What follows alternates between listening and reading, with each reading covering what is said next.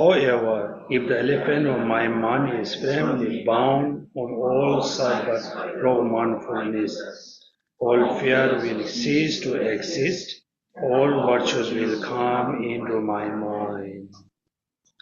Please reflect the meaning of these two stanzas.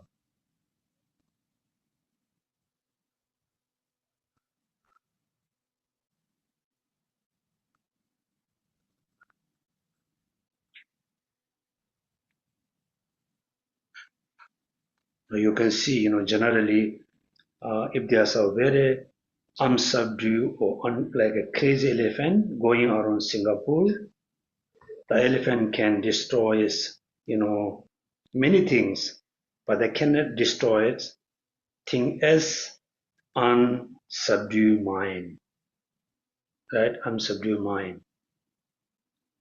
This is what we have to know. The mind is so powerful. Every time, every moment, we need to guide our mind. If we do not guide our mind, if we don't tame our mind, the mind leads or push us in the deepest hell. Therefore, we always need to tide our mind, an unsubdued mind, with the mindfulness of the least.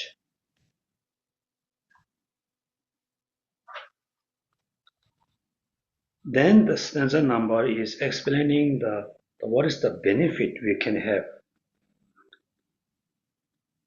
Now let's look at, if the elephant of my mind is firmly bound on all sides by the rope of mindfulness, all fear will cease to exist. There are no more any fears, particularly no fears about taking, unfortunate life. All virtues will come into my hand. Therefore, we need to guide our mind.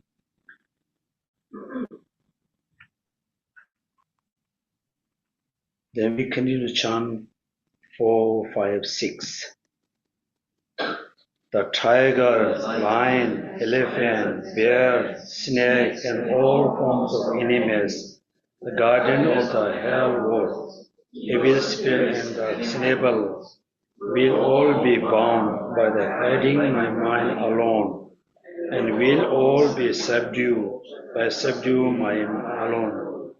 The perfect teacher himself has shown in this way all fear as well as all boundless misery originated from the mind. Look at now. Normally, what I have been seeing, what I see, maybe when I see, our friends, or Singaporean like to say, my like Dharma brother and sister, right? Somebody still say Vajra brother and sister. Which is very nice to say. But we have a serious problem. Yes, we are brother and sister in Dharma. Means we all follow Buddha Dharma. But we have a serious problem. Without guarding your mind, without taming your mind, you are very happy or eagerly guide others. You are very eagerly teaching others. This is a serious problem. So before you guide other, before you going to teach, the Dharma to other, first we or you yourself guide your mind, tame your mind, where your mind is totally under control. When your mind is totally tame, then number one, you no need to teach Dharma to others. You no need to teach Dharma to your Dharma friends. They will learn from you, right? They will learn from you. What we do, you yourself, me, myself is a crazy monk, for example. Then I'm teaching you, oh, you should not be crazy. I think everybody could laugh me, right? So this is a serious, serious problem. First, you control your mind, control your anger, control your attachment. Be very peaceful, happy person. No matter you have a big saving or small saving, you don't have a saving, at least you have a house. You can eat, meal 2 times. You have a 2 time meals. But if you always be happy, calm person, peaceful person, should not have any kind of negative thoughts, you never will think about how, his house or her house, inside the house, there's not such a thing. It's like a one bed, one pillow, just one blanket, few pots and, like cup. Every day is, 2 time meals. But person is looks very happy, very peaceful, don't have a negative thoughts. They will think about you. Then they will come to you. How you look? How come you looks very happy, very peaceful? How? You answer say, you must say, I don't know much. I just follow the Buddha teaching. They ask how I should follow the Buddha teaching. You should not teach Dharma. Us open this book. Us open, any kinds of Dharma books. Right? Since today, first you try to be a happy person, then you no need to teach. Otherwise, every morning you wake up, you offer the candlelight, make a big like a smoke in your house. People never can feel the like a what is it, incense, fragrance. You are playing bang bang bang bang bang, ding ding ding ding ding ding. So making a lot of noisy. Then when you come out, your neighbor say good morning. You say how are you? So you move with a very moody mood, right? Then they thought, what the person had been doing inside? They are doing a ritual for being crazy. Right? Every time the neighbors can hear, can see, morning go to attend the teaching, initiation, having mala, 4 5 mala in hands, and come back. They thought, this is really, the person is really crazy. Inside doing all the crazy thing, come out looks very crazy. You should not be like that.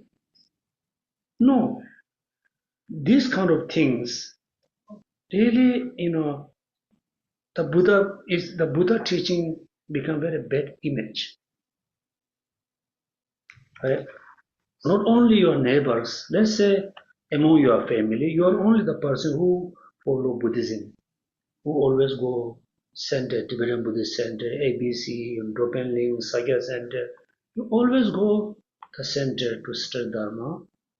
The more you go to center, the more you attend teaching, the more you become crazy. Then people that your family are going to advise you, please don't go and don't visit the center, don't meet the Lama, don't meet the Sifu, because they know you are getting more works.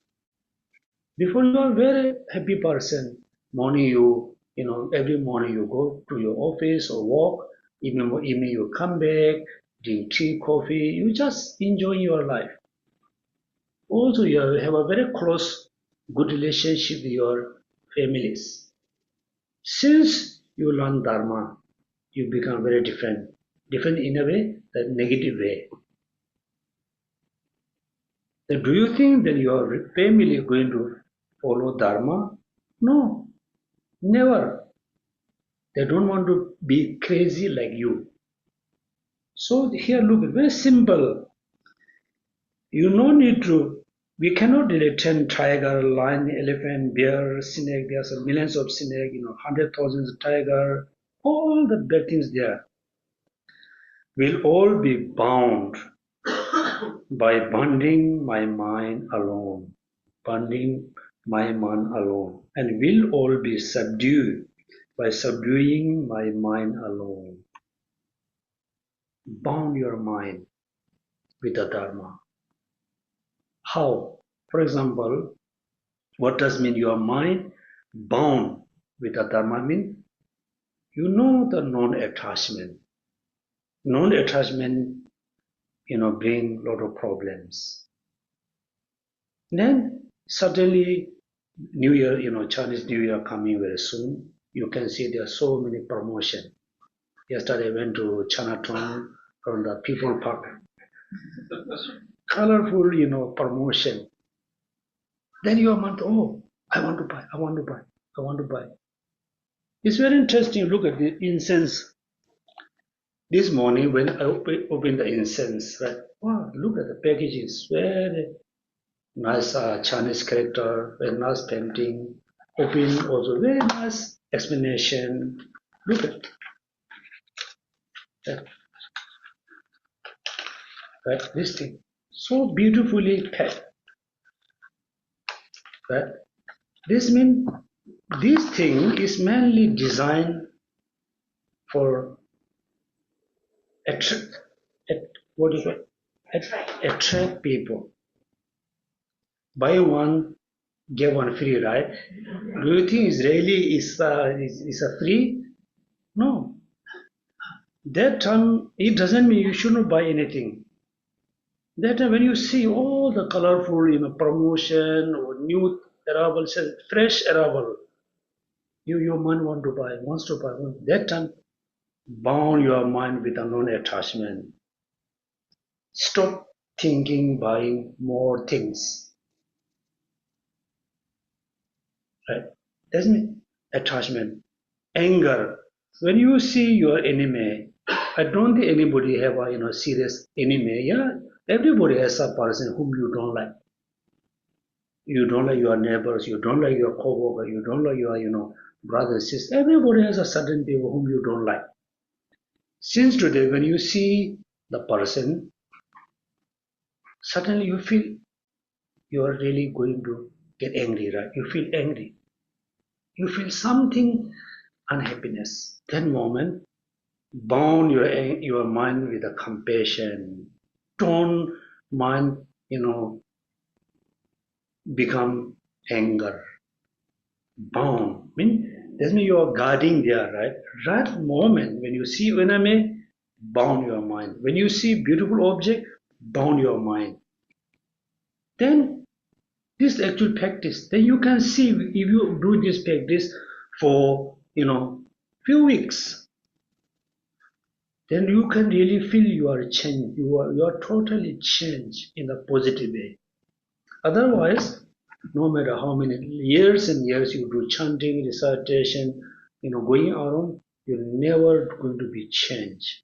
Look, very simple. We'll all be bound by what? By bonding my mind, and will be subdued by subduing my mind alone.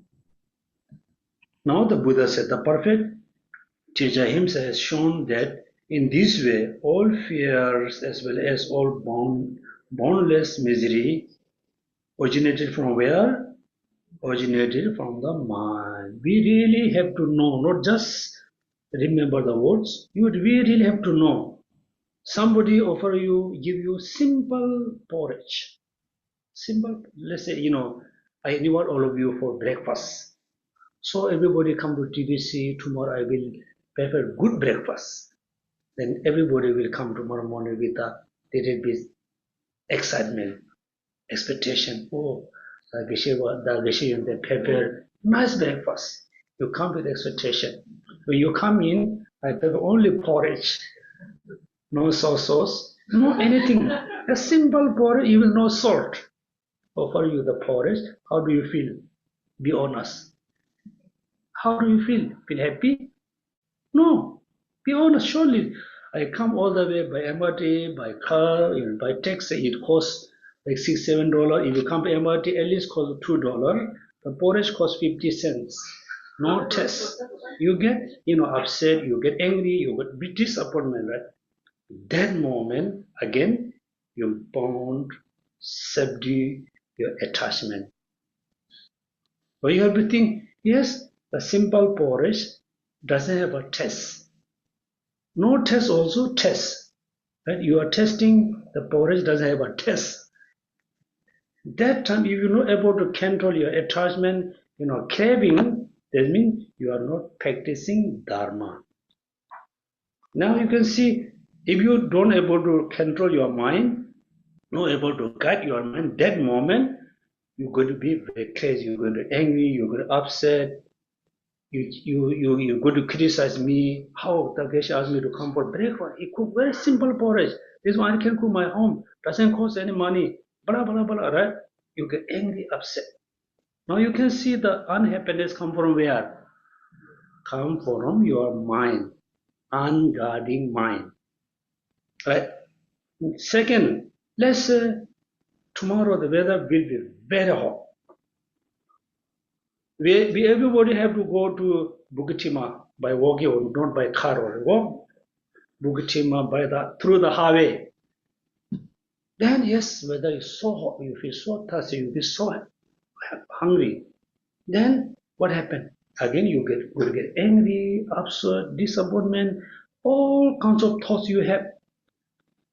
During that time, are you going to feel happy? Never. If you control your mind, just walk by the walk through the highway. If you walk through the forest, you feel happiness. Just walk through the highway. All the noisy, all the smoking, if you can walking with control your mind, you're okay. You're okay with the weather. You're okay with the noisy. You're okay with the thirsty feeling. Now you can see happiness come from where? Come from controlling your mind. The most serious thing, let's say, the bad relationship, very unhealthy relationship with your families. What does mean the healthy, unhealthy relationship? The relationship between two persons is not like a kind of rope. No, right? It's the relationship built based on the what? Mind. If you always control your mind, the relationship between your friends and family will always be healthy.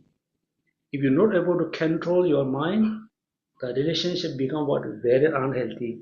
Then what happened? We know, right? So control your mind. Therefore, the unhappiness, suffering, some problem is come from our mind. Then what happened if I'm seriously ill? Somebody, I know many of my friends has a cancer. When you got a cancer, we never know who going to have a cancer. But even though you are affected by cancer, if you control your mind, you're okay, right? Whether you have a cancer or not, one day what happened? We're going to collect, cannot wake up. A person who has a cancer, the person will live maybe a little earlier than us. They will live early mean what? They will born earlier. So when we are getting older, the person who passed away before us, he become very young and come around us, play with us. We should not think dying earlier is very bad. No. It depends on our daily practice. Simply originated from where? From the mind. Happiness comes from mind. Suffering comes from mind. Bad life and good life also depends on our mind. Therefore, the Buddha teaching is only about taming our own mind. Now next chanting is 7. who intentionally created all the weapons of this in hell, who created the bounding aeon of ground, from where did all the women in the hell ensure? Number 8. Said that all such a thing are the working of the negative mind. Hence within the three walls sphere, there is nothing to be feared other than the mind. Right? Therefore you can see, usually we fear about, the external things. So we are very worried about the weather and the food and medicine and, financial things. But the most scary thing within us, which is our mind. The most scary part, the most scary thing we have, which is our mind. Mind, right? How we know the mind is the most scary part? If you tame, if you control your mind, you can be Bodhisattva, you can be Buddha, you can be very happy person. Even though you are very sick, you are seriously ill, still you can live happy life. Because I have seen, many Tibetan monks who are seriously ill. They never ever complain about the sickness. They do they remember, I am sick, I am totally, seriously ill. The illness, sickness is come from where? Come from my mind, my own mind, come from my negative minds. Instead of criticizing the food and environment, you must criticize the negative thoughts, right? The negative thoughts. Now number 9 is generosity. So we chant the number 9. If the perfection of generosity were all elevation of the world poverty, then since beings are still suffering now, what mean did the previous Buddha perfect it? So this sentence is a very clear definition. What does mean, perfection of generosity? It doesn't mean you practicing generosity perfectly doesn't mean you have to give away everything. No, we cannot give everything away. It doesn't mean everybody doesn't have any kinds of poverty. No. What does it mean? What does it mean? In your mind, if we can, I said on the last study, I mentioned, we need everything, but we should not have a sense of attachment, craving, sense of clinging. You must think whatever I have, include my body, my mind, I can give away everything. You totally disconnect. You totally have a non-attachment with your belongings. Totally, detached with your belongings. You are able to give away everything for others. It's come to where? Come to the mind. Practicing generosity again is about mind. Number 10.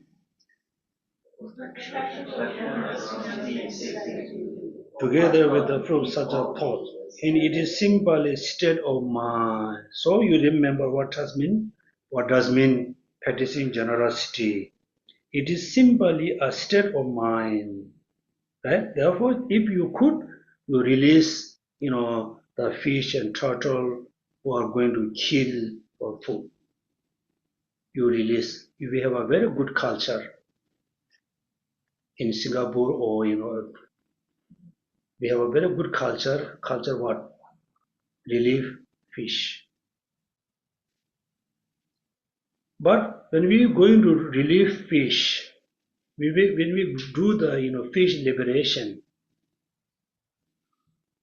when you see the fish farm, right? They put the net, a few hundred fish, they put together there.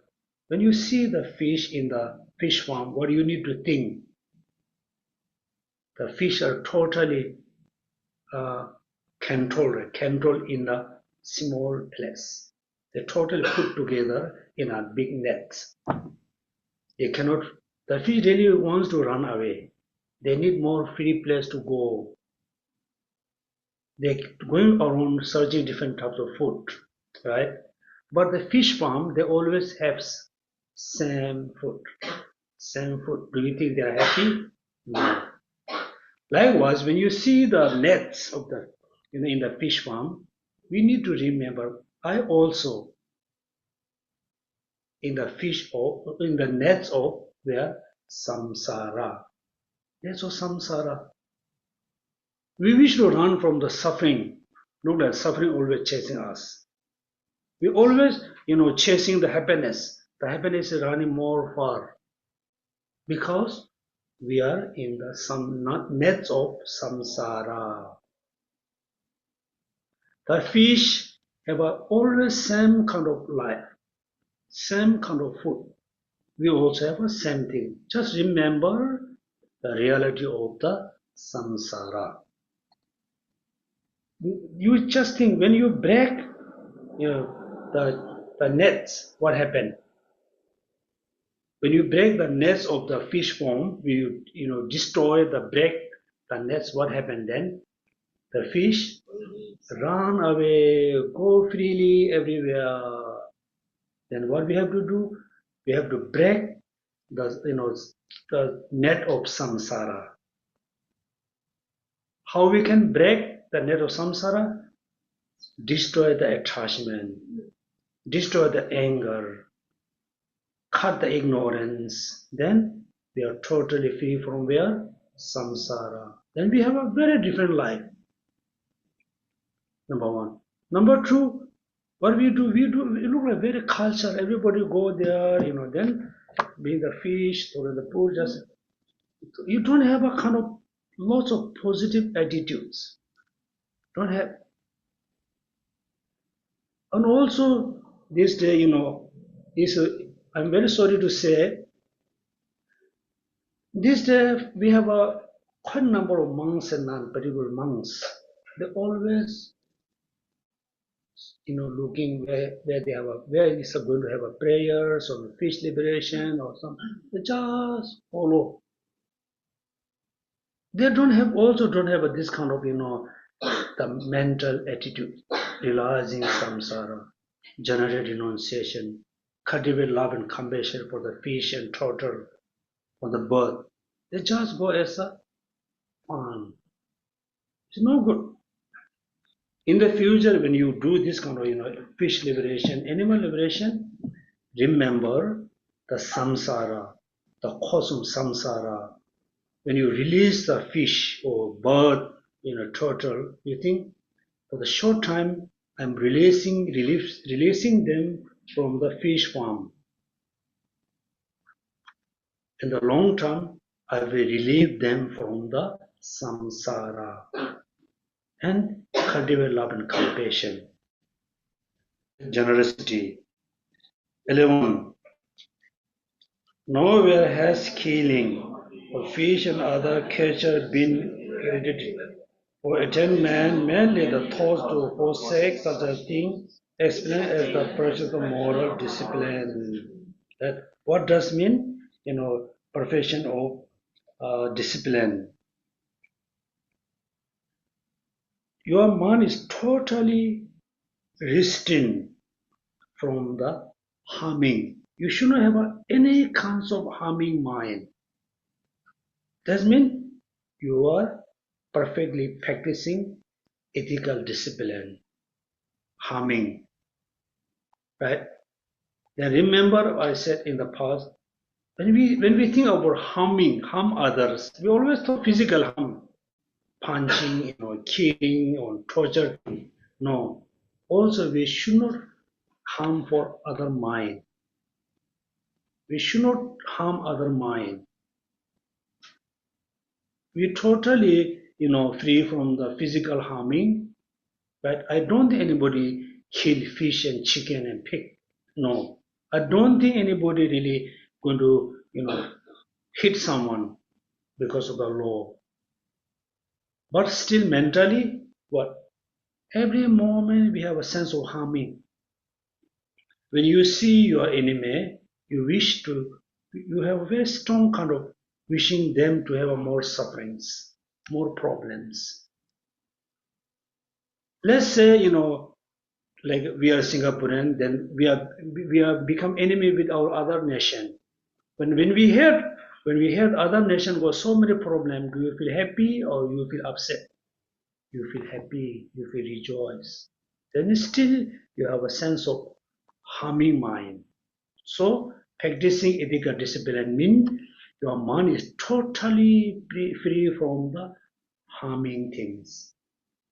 Therefore you must think, since today I'm not going to harm other physically, mentally. Right? At the same time, we should not harm ourselves. Right? How we harm ourselves, how we really, torture ourselves. This whole thing. Number 23, 24. Sorry, no, Devansha.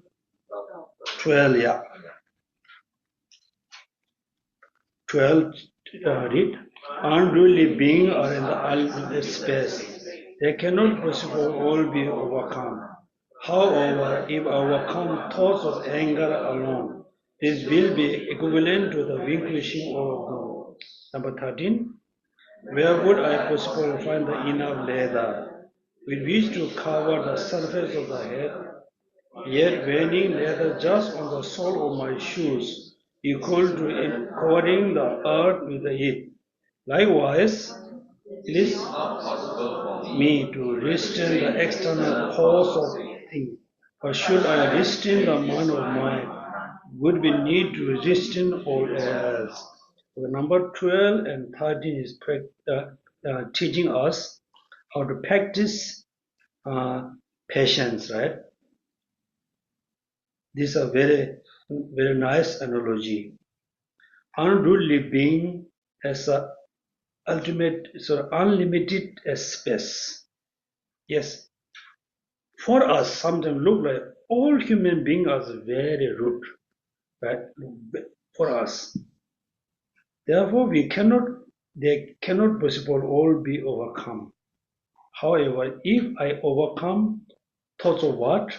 Thoughts of anger alone, this will be equivalent to vanquishing all force. If you don't want enemy, what you have to do? You have to control. You have to overcome thoughts of anger, right? You don't want enemy. If you want only friends, what you have to do? You have to practice pure love and compassion towards everybody. It really changed your life, right? Sometimes we thought someone is like you don't like someone. Somehow you want to be friend with the person you don't like, even though you want to be friend with him or her. What do you do usually? We invite for them for tea, coffee, food, and they chit chat each other, try to be friend. Do you think it's work? Cannot. Because you haven't changed your mental attitude. You haven't come anger towards the person. You're still angry with the person, still you want to friend with the person. You can see it's a very contradiction. If you want to be friend with the person whom you don't like, the first step, what you have to do, you have to overcome anger towards the particular person. Right? I told in the past, you are angry with Mr. A, you practice compassion to Mr. B. It doesn't work. Right? For you got a worm here, right? Got worm here. You got the what you call the medicine. The medicine. Apply for the worm, like cream, right? Cream medicine, cream, whatever. You got the cream medicine. You got a worm here. You apply the cream here. Always apply the cream here. You wish to heal this wound. Is work? Never. Never. So we have to apply the cream, the medicine waste, exactly the womb area, and slowly going to heal. Likewise, we Buddhist people, we practice compassion. Oh, sentient being, wow, so nice, right? You have a compassion to all sentient being. Do you have a compassion with your family? No. Do you have a compassion towards your co-worker always annoying you? No. That means you apply the cream for heal the wound, but always apply here. Doesn't work. Right? Therefore, it is impossible to have, leather can cover all the earth. Therefore, leather just on the sole of our shoes. Now, number 14. What's the next after passion?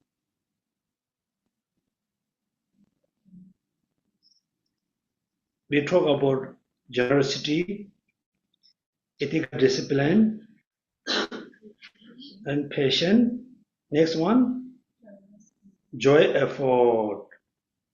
Joy effort. Likewise, it is not possible for me to restrain the external course of things, but should I restrain the mind of mine, what will be the need to restrain all else? Let's say now you want to practice bodhicitta, right?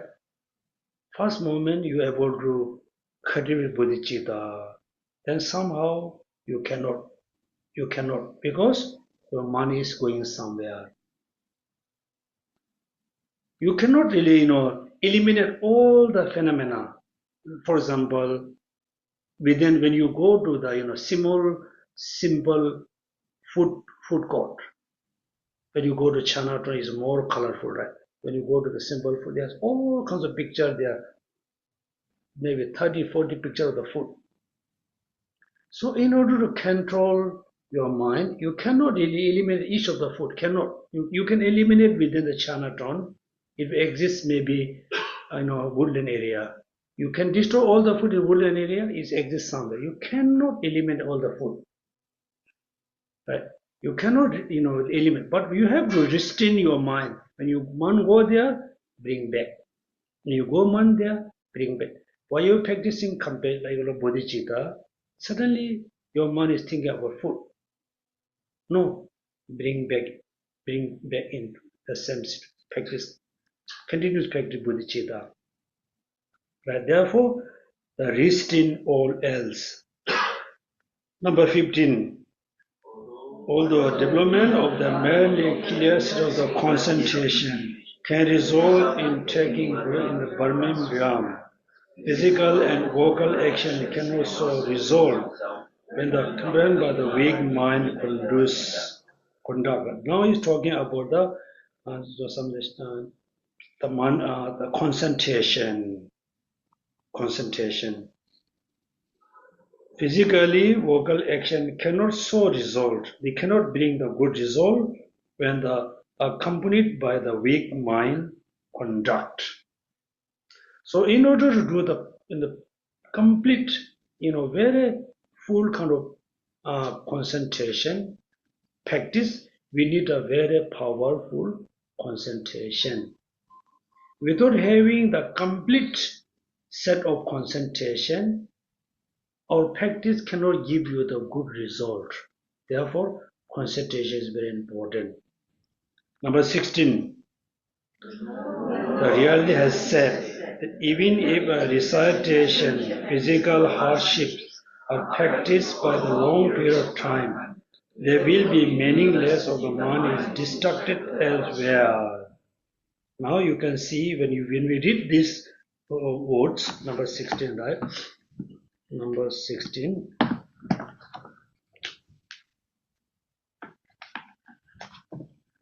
Number 16. The knower of the reality has said, the Buddha said, that even if recitation, physical hardships are practiced for long periods of time, they will be meaningless if the mind is distracted elsewhere. So now do we realize how many years we have been doing the meaningless thing, right? meaningless thing. We recite, the Mani Padme Vajrasattva mantra for many times. You hold the mala, Varpanis Om Vajrasattva Samaya Manupalaya, you are chanting the Bodhisattva mantra, your mind is totally disturbed. It doesn't have a good result. Recitation. The physical hardship, like doing prostration, making mandala, particularly visiting the holy site, is physical hardship. You physically need to move doing prostration, right? You are doing prostration, but your mind is not there. Your mind is totally be distracted. So this kind of practice, they will be meaningless if the mind is distracted elsewhere. It doesn't mean we should not recite mantra. It doesn't mean we should not do the physical hardship for practicing dharma. No, we must. But our mind is always there. Our mind never be distracted by something somewhere else. For example, when you recite the mantra, any mantra, as a Mani Padme Hum, right? Om Mani Padme Hum, mantra of the Avalokita Shora. First, you fully visualize Avalokita Shora in front of you. You must think the Avalokita Shora is here. Then, while you recite the mantra, your mind fully visualize the Buddha. Then recite the mantra of Mani Padme Hum. Even though 10 times is okay, 10 times. And relax. Again, you visualize the Buddha without having any distraction. You recite the mantra within the vivid visualization. Likewise, offering mandala is same. First you need to know the definition of the meaning of the mandala. Then you hold the mandala, visualize the fellow merit.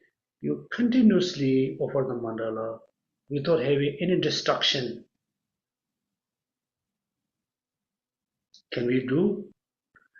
Did we done in the past? No. Holding the manara. Om Mani Padme, Om Mani Padme. The Buddha is so nice. Oh, this Buddha is a bit ugly. Oh, this expensive. Oil, how much, sir? These things, we are just verbally chanting. We are not really practicing Dharma. Also, you are reciting, you are practicing compassion, sit meditation, practice compassion. The person who live next to you will push you. You move, he or she move, they push you, you get angry. Right? Then again you are doing research, no money. You have a simple watch, the person watch wear the very expensive watch. You got jealousy. Then how our money is always be distracted. This kind of practice is very clearly,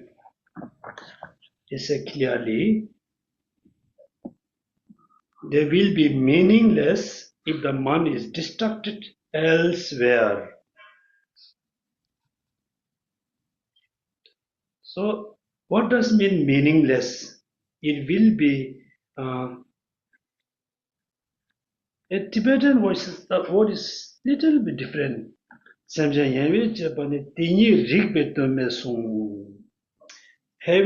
this kind of distracted mind while you are practicing, particularly when you try to understand emptiness, you cannot really understand the emptiness. You're talking about wisdom. The number 17. Even those who wish to find happiness and overcome miseries will wander with no aims, no meaning, if they do not comprehend the secret of the mind, the paramount signification of Dharma. Now it becomes more serious. Right? In the past, it's only mainly teach us we practice Dharma with the guarding of mind. We practice Dharma no matter the timing is short or long. We practice Dharma without having any distraction. That's how we practice Dharma. But particularly, what is the main purpose of practicing Dharma. I'm asking you a question. What is your purpose, practicing Dharma? What is your aim? What is your aim for practicing Dharma? His answer here, find happiness and overcome miseries. This is our purpose. You should not think, oh, I'm practicing Dharma because I want to be more rich. I want to be more physically healthy. I want to have more friends. No. If you really practice pure Dharma, I don't think you could have a lot of friends. Nobody will come to see you because you are a very simple person. They cannot get anything from you. Right?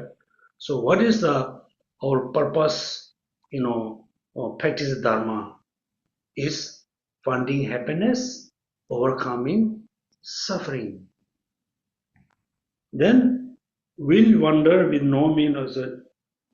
Even though who wish to find happiness and overcome misery will wander, still go around. You have a suffering, you have a problem, you never have a happiness with no aim, no meaning, if they do not comprehend the secret of the mind. If they don't know, first, okay, here are the few things. First step, if you don't know how to guide your mind, you cannot be free from suffering. You cannot achieve happiness. Step number one, guide your mind. Number two, you can guide your mind for a short time. You cannot guide the mind continuously. Again, you cannot achieve happiness. You cannot be overcome from suffering. Therefore, first, have to guide your mind, not only few times, continuously, until we become Buddha. Now, particularly, without realizing the secret of mind means without realizing emptiness of the mind, we cannot be overcome from suffering. We cannot achieve happiness.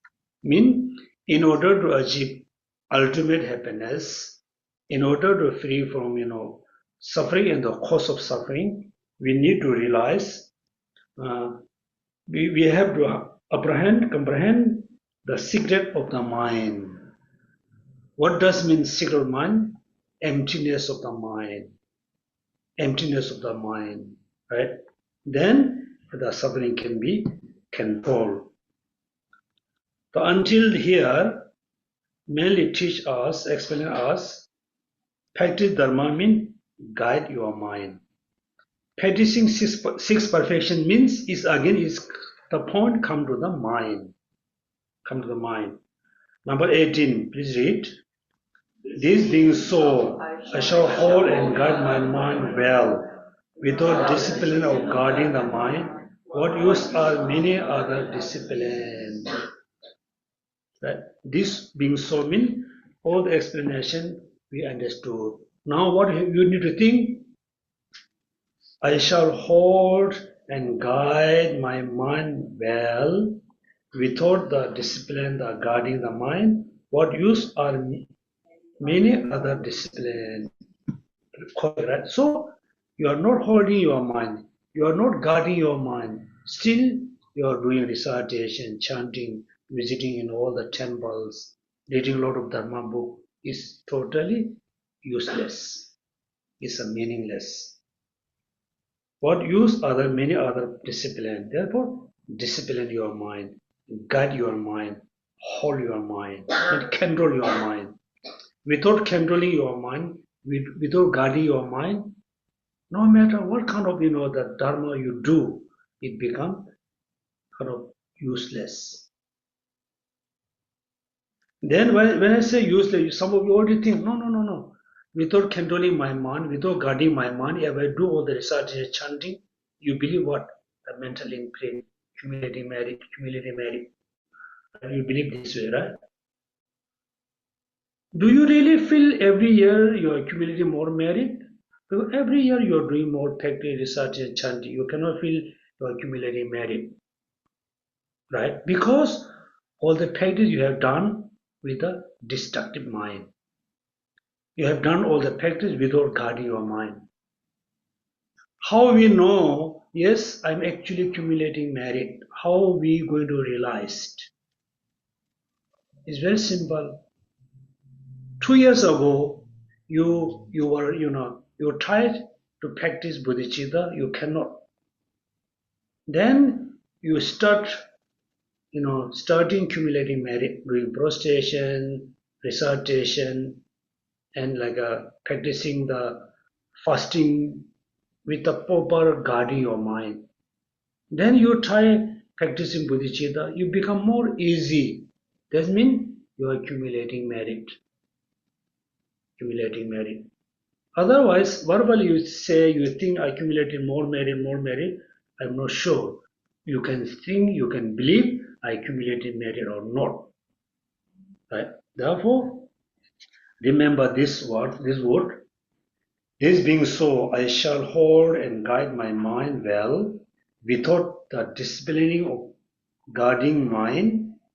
What use are many other disciplines? Since today, what you have to do? What is your main practice?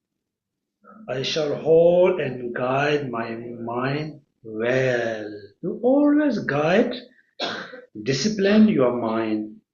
Then all the practice will come in your hand. Okay, now is number 19 is showing the kind of analogy. Please read the number 19. Carefully of the wound when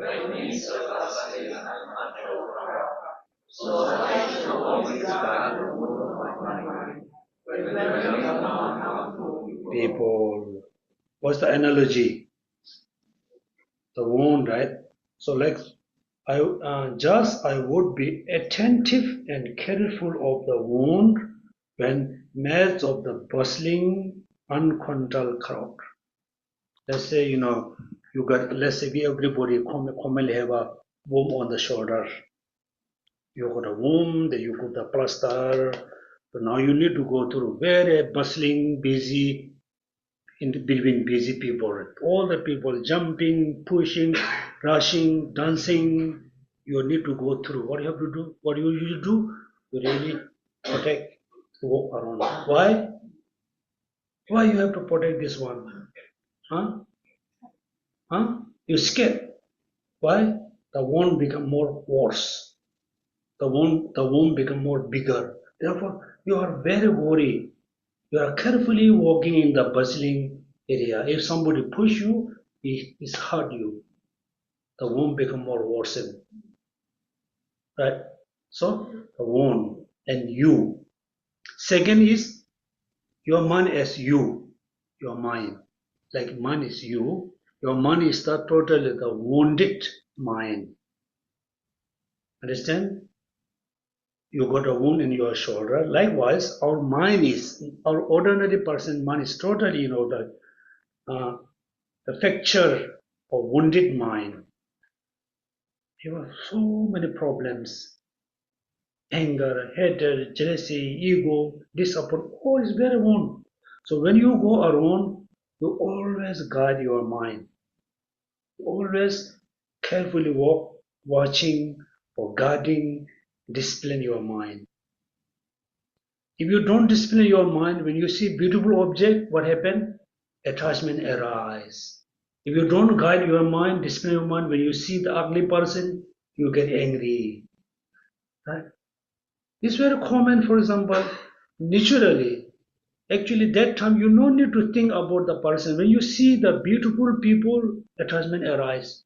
When you see ugly people, kind of disappointment or anger arises naturally. That time, discipline your mind. Right? This is an analogy. The next one. So what is the benefit if I discipline my mind? If I guide my mind, if I control my mind, what's the benefit? Number 20. Through fear and being slightly hurt, then why not I not guide the wound of my mind? Those fear of being crushed. Right? Now you can see, I carefully wound through fear of being slightly hurt. Little bit hurt is very painful, right? Painful. Likewise, why do I am not guide one of my mind through fear of being crushed by the mountains of hell. Right? Therefore, you always guide your mind. You think, if you don't control my mind, suddenly a short time my mind get anger. It have a serious. I have a serious problem. Like I can be born into the hell being. The next sentence.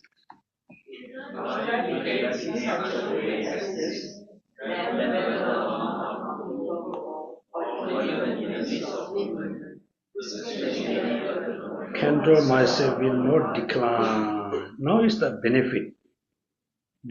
Should I behave in such a way as this? Mean you always control your mind, discipline your mind, guard your mind. Then when you walking anywhere, then whether among the humble people or even the midst of women is talking because of this teaching taught to the Sangha.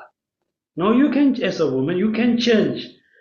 Even a midst of the men, the studies effort to control myself will not decline. Right? There, otherwise, someday we scared going around the harmful people because we know they're going to harm us. Should I behave in such a way as this, then whether among the harmful people, will you go around the harmful people, you stay with the harmful people, no matter what kind of people around you, still you can practice Dharma. Usually what happens in our normal life, let's say in the past you don't take any drink, any kinds of alcohol, any kinds of beer, wine. You are totally free from this thing. Then one day you meet a person who are every day drink little bit. You become friend. Then he or she every day drink little bit. And what happened to you? You also try little bit. Try little bit. The one day you become drunkard.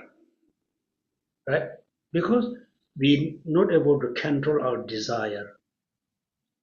If you able to control or guide, discipline your mind, you stay with the people every day drink to 2-3 bottles, you're not going to touch it.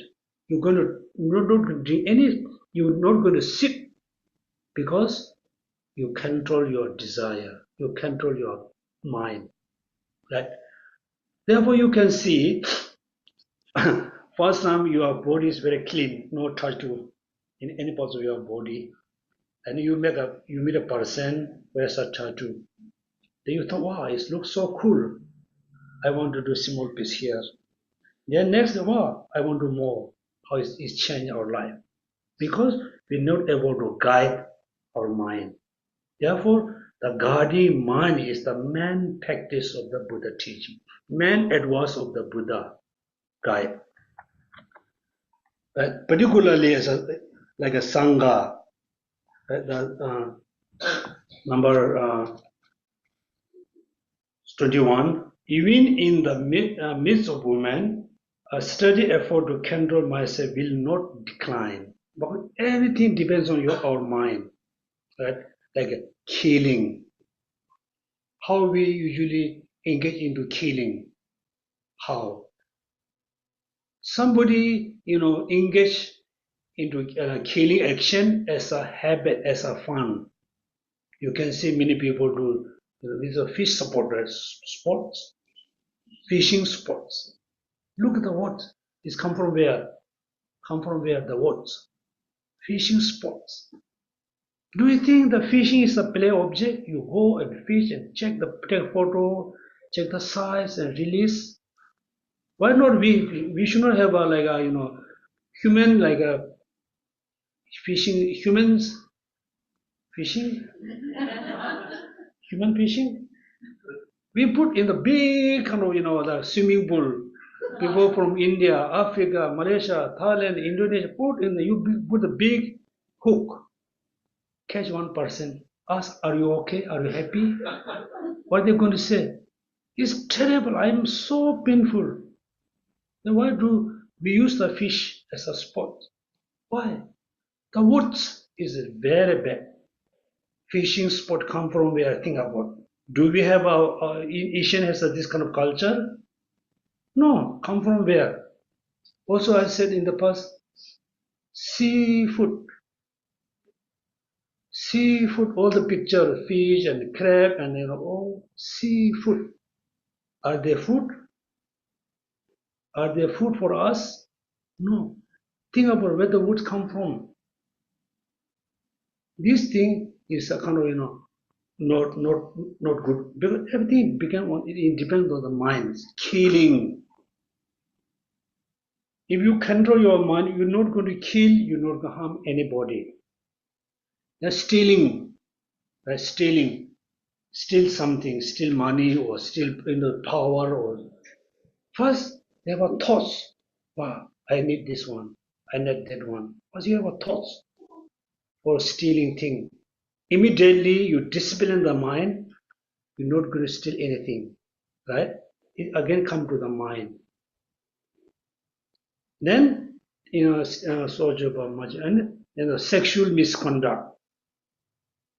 If you are married, you just stay with your husband and wife. Again, you are married, you saw someone is more attractive, more beautiful, with already thought, then slowly you're going to approach. If you immediately control your mind, this kind of action not going to happen. Right? Now you can see everything depends on controlling your mind. If you're able to control your mind, you can say, I control everything. If I not control my mind, able to control my mind, or if I not able to guide my mind, I cannot guide anything. I cannot control anything. Everything is out of my control. Right? Control. Therefore, this was saying the steady effort to control myself will not decline. Now 22 is more serious. Read 22.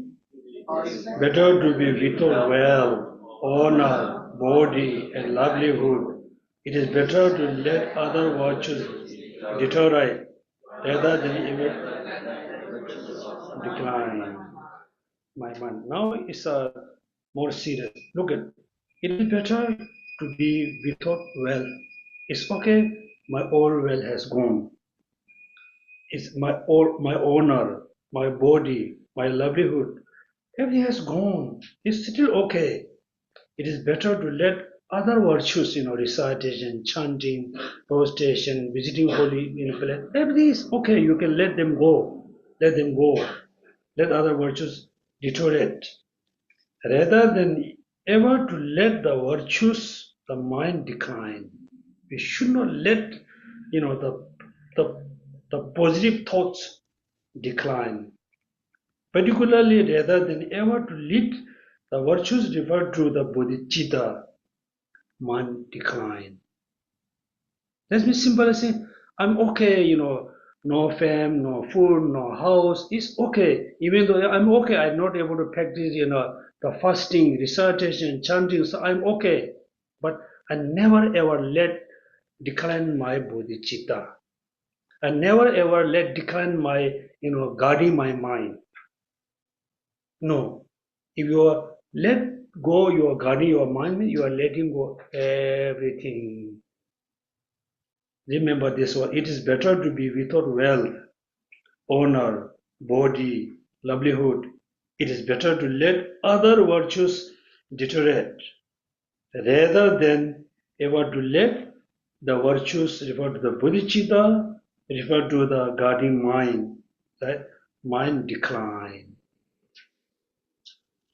So now, for example, the Shantideva Buddha give us, few choice.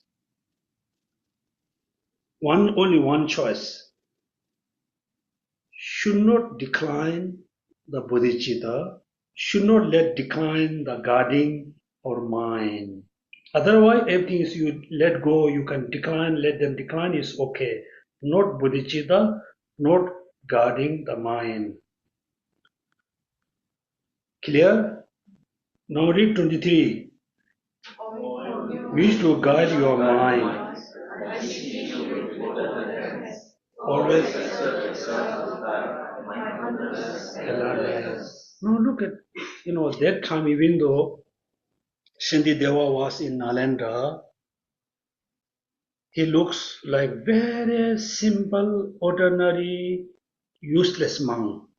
That time he was very, lazy, simple, very ordinary person. But every day he stay alone in his house. He always practice bodhicitta, always guide his mind, always display his mind. Therefore, he didn't do a lot of recitation, chanting, fasting, Then people thought this monk is not practicing Dharma at all. Right? Actually, he was doing the actual, kind of ultimate practicing ultimate Dharma. Always discipline mind, always guarding, control the mind. Attachment errors, immediately control. Anger errors, immediately control. Self-centered mind errors, immediately control. That time he feel, I can imagine, he can feel that time maybe there were so many monks who are doing all the study, recitation, chanting, prostration, all kinds of practice. He thought they are still not doing the proper practice because not guiding the mind. So he really said message, right? Holding hands. Oh, now he's saying to us, oh, you who wish to guide your mind, I beseech you with folded hand, always extract yourself to guide mindfulness awareness. Please remember this one. To guide mindfulness awareness. In order to guide your mind, we need two important things. What are they? Mindfulness and awareness. He said, I beseech you with the folded hand. Imagine, Shantideva is in front of you. He was saying, please, please, guide your mind with the mindfulness awareness. He thought it's so important. Many people, don't know. He said, really, folded hand ever up. He said, please, please, guide your mind with the what? Awareness, mindfulness. Imagine Shantideva was here. Right? Then what happened? We, after finish class, include me, no mindfulness, no awareness, going away, holding mala, mana. That means we just remember, this teaching is face, mindfulness, awareness. Now, why it is so important, go mindfulness with the mindfulness, awareness with the guarding mind. Why three things? Mind, guarding mind. Without mindfulness, awareness, we cannot guide our minds. Here, remember, without having awareness, mindfulness, we cannot guide our minds. That means you are for example, you are mine. For example, you have a two best friend, mindfulness and awareness. Okay, mindfulness, awareness. Mindfulness means first you decided next to you already decided to do like a recitation, reciting Mani Padme. You say, okay, I am going to recite Mani Padme for 10 minutes. You said to your two friends. Then the mindfulness always remind you, oh, you recite Mani Padme, you must recite Mani Padme. Just let it remind you are reciting Mani Padme. Right? Why are you reciting Mani Padme? Then you recite Om Ahom Bhaja Guru Pema Siddhi Hum. Then the awareness says, no. The awareness realizes he is not reciting Mani Padme, he is reciting Bhaja Guru. We need two powerful friends, which is mindfulness, awareness. Clear? So what is the responsibility of the mindfulness? His responsibility is to remind us, you are starting Manipeme, you are starting Manipeme. Remind us, you are starting Manipeme. Alertness, what is the responsibility of the alertness? Alertness must alert. The mind is disturbed. Right? Like for example, as a monk, what Buddha said, if you purely practice Pratimokkha vows, you always need to remember you are full ordered Sangha. You always need to remember you are monk. Therefore, mindfulness. Right? You always remember I'm a monk. Then when I see beautiful lady, my minds go. That alertness, no, that means mindfulness decline. Therefore, alertness no there, then the mind chasing. Right? If the mindfulness, alertness always there to remember I'm a monk, I'm a monk, I'm a monk, then sudden thoughts come, alertness going to realize the mind you are distracting, be distracted. Now you can see the consequence of not having mindfulness, alertness.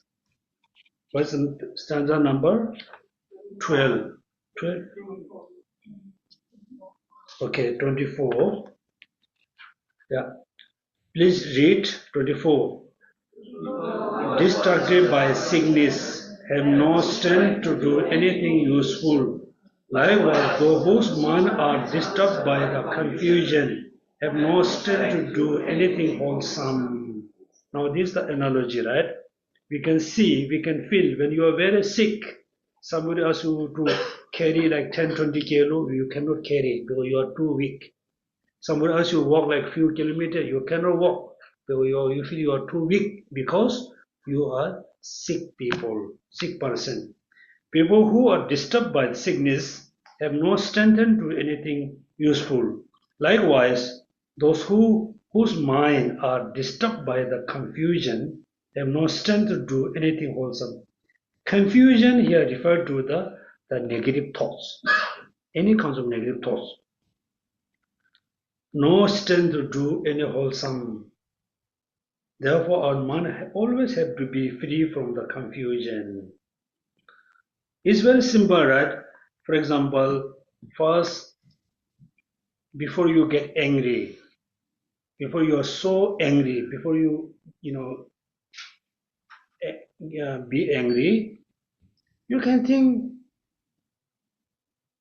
very you can think correctly. You can read the books, you can chant, you can sing. Your mind is very peaceful, very calm. Suddenly you get anger. You become angry. What happened? You cannot chant perfectly right. Because you are disturbed by anger. Even though you are a good singer, when you get angry, can you sing song well? Cannot, because disturbed by the confusion. It's very simple. No need to use any logic. We can understand through our own experience. Therefore, our mind have to be free from the confusion. The confusion refers to the negative thoughts. Therefore, have no strength to do anything wholesome. 25. And contemplate and meditated upon by those who mind lack alertness, just like water in leaking vase, the memory. Now it's explaining the negative consequence of not having alertness. Because we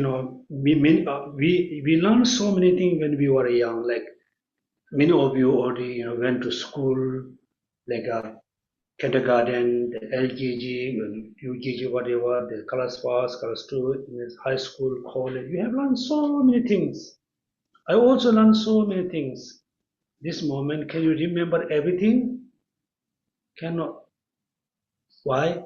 You're going to say, oh, I'm getting older, right? Many people say, because we are old, we are getting old. In a way, yes, when you're physically getting older, mentally you become more weaker. It's not always case. It's not the case always, okay? If you have a mindfulness, if you always mindful about, what you learn, then you're not going to forget. We forgetting so many things because we don't have the mindfulness, right? If you have a good mindfulness, even though you are non, you can see some of your uncle auntie can remember things very clearly. Even they know how many, like a cash and count in the pocket. They know very well. Every day count, they count, count. Mindfulness. If somebody asks you that how many kind of coin you have in your pocket, you need to think. You have to open because we don't have a mindfulness. Because due to not having mindfulness, the main cause to forgetting things will not be written in the memory, right? It's true because since we are changing into very modern kind of lifestyle, we have this day we have a mobile phone. Everybody keep note in the mobile phone, right? You put everything you keep note in the mobile. You thought I have the notes. Then if somebody asks something to you, you cannot remember. You have to open the iPhone. You have to open the phone. In the past, how people keep the notes? Keep notes in the mind. Also, I think maybe I didn't go any of Singaporean house in the America. When you look at the refrigerator, maybe more than 40 small pieces there. Because this kind of thing is caused to decrease your memory. Therefore, possible all the important thoughts you must install your mind. Right? Then you no need to worry about all the scam. Everything here, and you lock. You put everything in the mobile, the passport, the ID, everything, and somebody steal your phone, somebody, about to enter your phone, they can steal everything. If you not in your mind, nobody can steal, right? Therefore, we need more mindfulness to keep things more secretly. 27. 27. Thieves of the alertness, the decline of the mindfulness, wisdom even the merit I have firmly gathered, so that I shall then process to lower down. Now exactly, thief, the thief of unalertness. Following what? Following upon the decline of the mindfulness. Now look at the mindfulness, thief of alertness, unalertness, right? So unalertness look like a thief. How the unalertness come? If following the decline of mindfulness. No mindfulness, then unalertness come. Then the merit I have firmly gathered, so that I shall then process to lower realms, even though the merit going to decline. Also, gradually then the process to lower realms.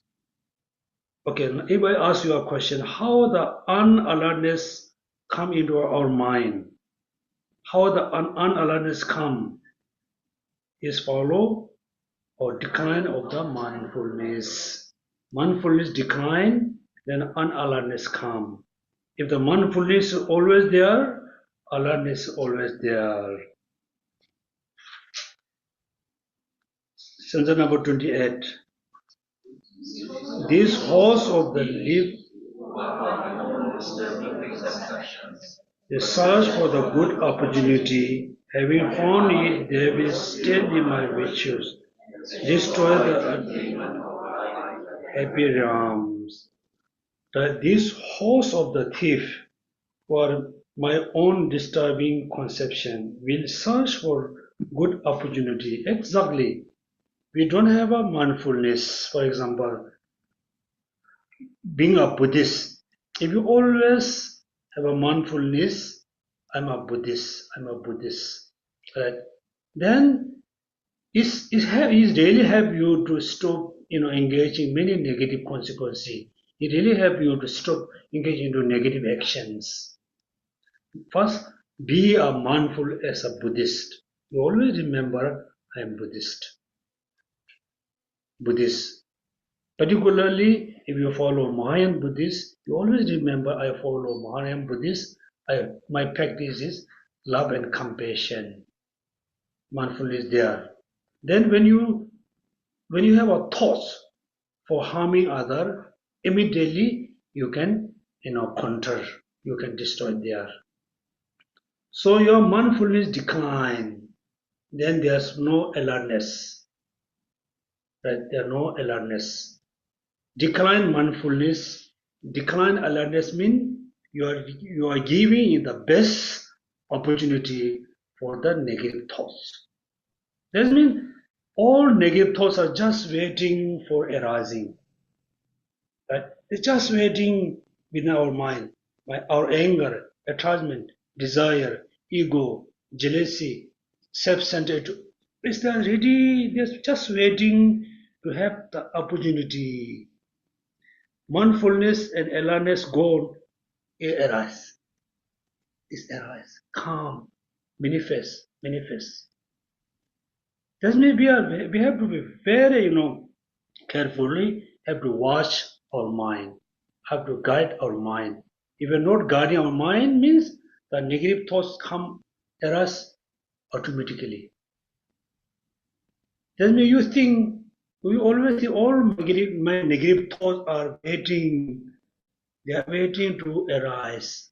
They are waiting to manifest. They will arise, they will manifest when my mindfulness, alertness decline. Right? So in order to stop arising all the negative thoughts, what you have to do, you always have to maintain your mindfulness and alertness. That means how you guide your mind, how discipline your mind, how control your mind. The mind can be controlled if you have a good mindfulness. The alertness can be there if you have a good mindfulness. You can see the order. Mindfulness, alertness. If these two always there, you are always guiding your mind. Then, meditating or concentration is very easy to establish. Until now, many of us, been doing meditation for many years, but we don't have any experience about meditation because we don't have a number one mindfulness. Number two, we don't have alertness. When the mind has gone, the alertness cannot realize because our alertness is already declined. Right? Therefore, we can stop our class today here. Okay, we can read next one, 29. Therefore, I shall never let mindfulness depart from the doorway of my mind. If it goes, I should recall the misery of the lower realm, firmly re-establish it in here. 29, right? Therefore, I shall never let mindfulness depart from where? Doorway of my mind. That means the mindfulness always with your mind, doorway of mind. If it goes, what happened then? What you have to do? I should recall the misery of the lower realm and firmly re-establish it. For example, it's very simple, I think. For example, you are, you are meditating on compassion. You are meditating on compassion. And somehow your mindfulness little bit decrease. Then the mind has gone for eating food, thinking, eating food. Then how we bring it back to bodhicitta?